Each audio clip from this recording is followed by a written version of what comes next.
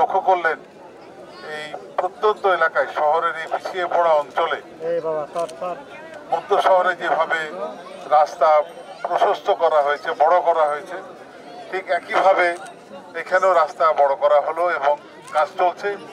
কার্পেটিংয়ের কাজ শেষ হলে সুফল সময় পাবেন। একই সঙ্গে এখানে অত্যাধুনিক বিদ্যুৎ বাতিও দেওয়া হলো, যেটি এই এলাকার অনেকেরই মনের মধ্যে একটা আশা ছিল যে কবে আপনাদের এলাকায় এগুলো হবে। এটি আমার নির্বাচনের সময় থেকে আমার চিন্তার মধ্যে ছিল যে এই পিছিয়ে পড়া এলাকাগুলিকে এগিয়ে নিতে হবে।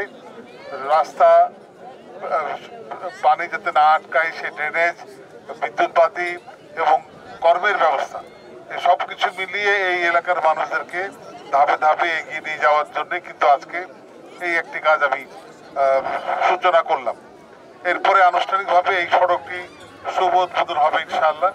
এবং তারপরে এই এলাকায় আমাদের বোনেরা যারা, আমাদের মেয়েরা যারা বিভিন্ন প্রকল্পে জড়িত আছেন, সিডিসিতে আছেন, তাদের মাধ্যমে আমাদের এলাকার মা বোনদের ভাগ্যের উন্নয়নে বেশ কিছু কাজ আমরা হাতে দিয়েছি, যেগুলো আপনারা সময় মতোই দেখতে পাবেন ইনশাআল্লাহ।